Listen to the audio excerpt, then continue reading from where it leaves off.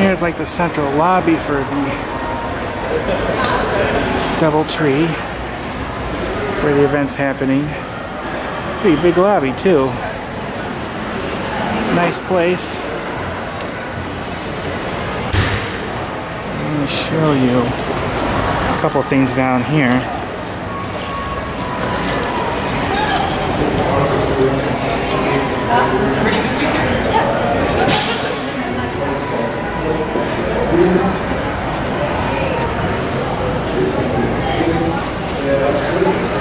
And here's like a pinball tournament happening.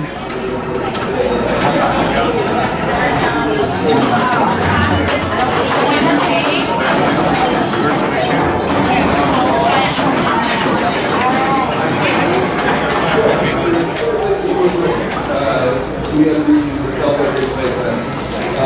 We have a pinball community, and we will work with the Stern Army. Here's where they have a maker room. Like 257, like Hills to have a Stern Army member to help them promote and do it. Just gonna poke in these quickly.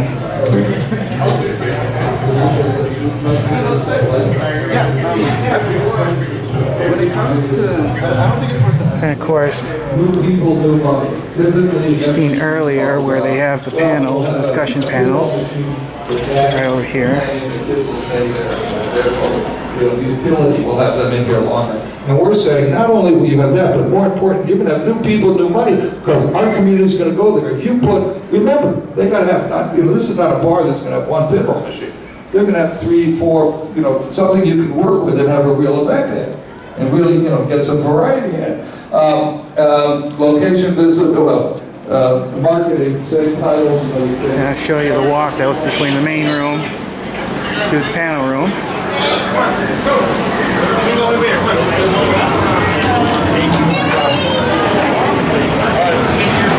Really short walk.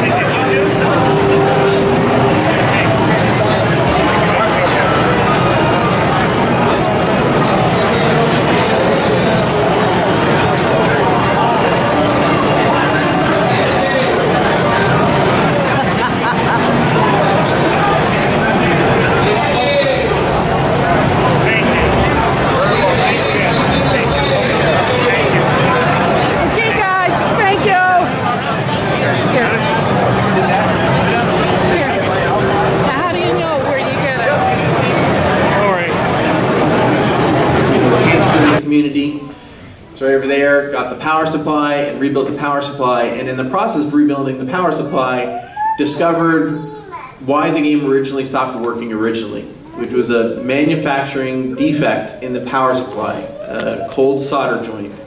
And when the power supply failed, it took out the whole game with it, which is what those early switching power supplies would tend to do. In addition to the monitors, the Asterisk used a switching power supply, which now is very common, but this was probably one of the first games that used a switching power supply. So we brought everything together. We got the board back from Quan from California. We got the power supply from Bill. You know, Brian had done an intense amount of work cleaning everything. We invited Quan over to the warehouse. We plugged everything back together, and we turned it on, and it made a loud noise from the monitor and just this blooming light from the monitor, which, if you're a vector collector, you know means shut the game off as fast as possible. And the next day, all the parts came in to start rebuilding the monitor. And I gave Ben the parts, and he went over and pulled the monitor out of the game again. In the process of taking the monitor apart, discovered that when we hooked everything back up after photographing every minute detail of the monitor, we forgot to reconnect one grounding line. And we reconnected the grounding line and turned on the game, and everything worked perfectly. So that's where the state of the game now. Even Andy was amazed. He said, I don't understand why a disconnected ground line in the monitor would keep the game from even booting up. It doesn't make any sense to me. It doesn't have to make sense. That's what happened. It makes sense now, right? It makes sense now. So this has been about 11 months. No, a year. Oh, last time I saw that machine was a year and a half ago. Year and a half. So yeah, it's been a year and a half. There's been hundreds of hours put in by different individuals. Ben, Brian, Bill, Andy, myself, although my friend Rob will tell you I don't really actually do any work. I just mostly take credit for work that other people do. But my job is that I get all those people into the right places in order to get this stuff done. But through the combined effort of all these amazingly talented people, we got the game working again. Anything else? Good. What else we need? No, I just thought it'd be. Is that on? There we go. Just to finish up, before we hand over to Walter, who I know wants to say a few things. I just thought this is another letter from Tim. He seems to have a habit of writing a lot to his dad. This was another letter that Tim wrote to his dad just before he joined Century to write the game. And I just thought it was a great quote, and I just thought it would just be a great place to leave the presentation, really. So if you just indulge me for a minute, I'll read for you. So Tim wrote to his father, who clearly had some concerns about Tim's new career choice, writing video games. Tim wrote, think of video games as an art form, as I do, and then ask yourself what life would be like without movies, theatre, music, sculpture, exhibits, and so on. Even a golf course designer is an artist of sorts. Video games may not be art with a capital A, but to my way of thinking, anything that pleases and or amuses people and gets them thinking along lines that they might not have thought of before is art. If it happens to be profitable at the same time, then so much the better. And I'm quite sure you'll agree with all us that when you see the Asterisk machine running, you'll agree with me. It truly is a work of art. Walter, over to you.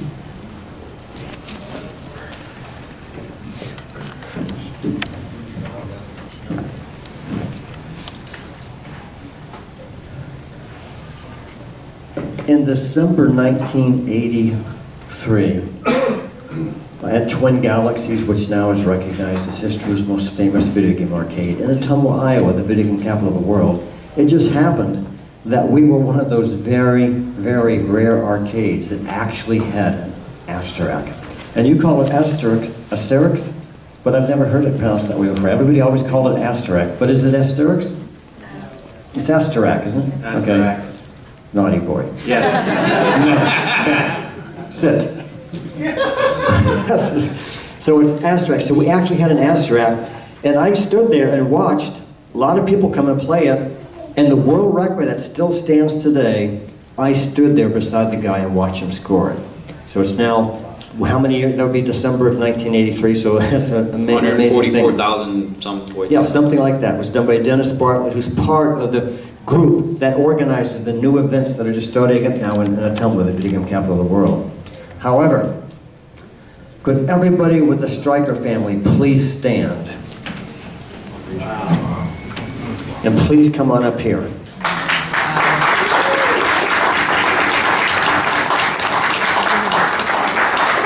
And thank you. You guys are unbelievable. You got to do more things like this, Tony. John, you're unbelievable. I didn't even know you exist, John. Get ready for John's trading card next year, okay? And anyway, essentially, when we give a presentation like this, when Billy and I do this, something like this is not just done by my organization or even under the auspices of Billy. This actually is a gift to you on behalf of the global gaming industry. Everybody is involved in this. As we give you an award, I want to unroll it and unveil the official Tim Stryker trading card.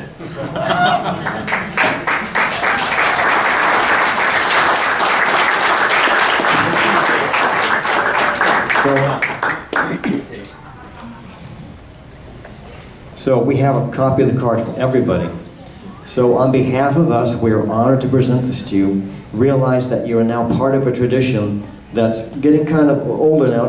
We're in our 7th year of doing this, where we've honored many, many important people who have been substantial contributors to the amazing, amazing global gaming culture, from the oldest days, the very beginning, which Tim is a part of, to even many of the people who are part of the most modern generation of those who are creating it as a bigger and bigger industry and a bigger and bigger sport. Let's hear it. Give them a hand of it.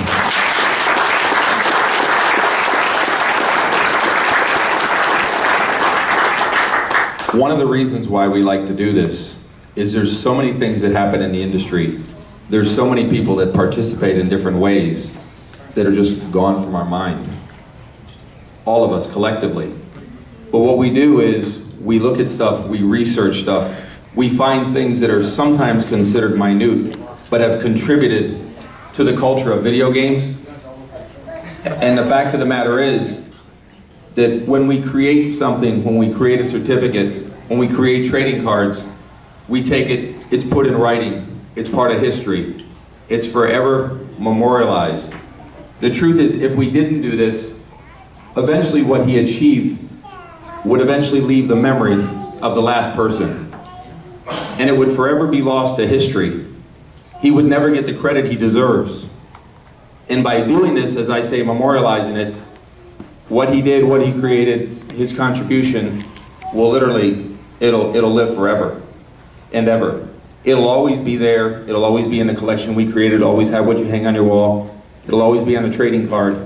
And again, his legacy will live forever, because that's what we all want. That's the passion we all have, and that's why we all do this here.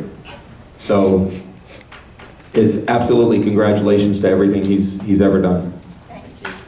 My big question is, see, Neil failed to mention that when he opened up the game and opened up and saw all the stuff in there and saw just the one credit on the game, the quarter was still inside there. Yes, it was. Dated 1983. 1983, and actually right now, it's still in there.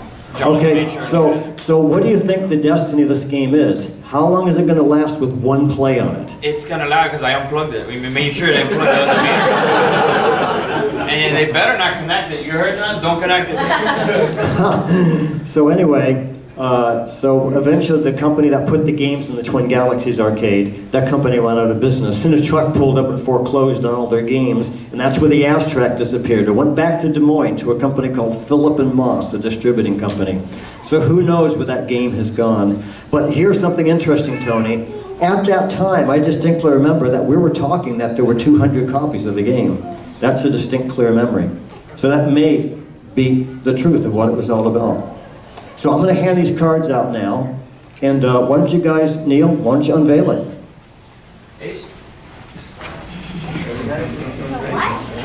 If they found an Asterak, and if they found just any Asterak, it wouldn't mean that much.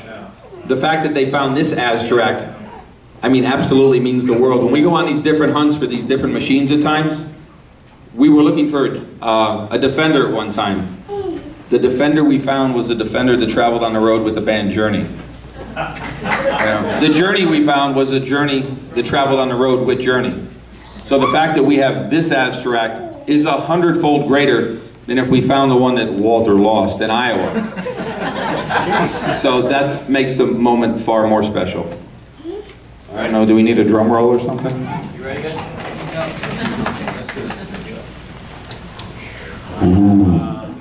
Uh-oh, let there be light, there's light. I don't do too good on this.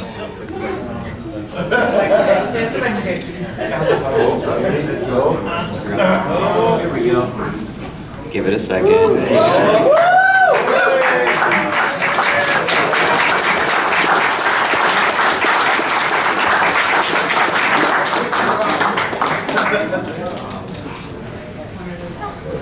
Between all the collectors, I think we've all agreed that this may be the only machine that has a fisheye bezel. I've never seen another one like it. No other game has it. So it is it's quite interesting of design. I mean, thinking about outside the box, it's really, really different. Eventually, you guys may, Brian, they're gonna be able to come up and walk up to the end. Yeah, anyone can play it. They come up to the, okay. Oh yeah. So if you guys want, if you want to take a look at it, you want to play it or whatever, you guys can come on, line up, and enjoy a little bit of Asterak. Chase, please. You want to do it, Karen? Oh, yeah! Everybody, I'm curious about this Golden initial. The initials? Yeah, the initials, you got to give it a second. And I know it doesn't come out automatically. Guardians of Justice.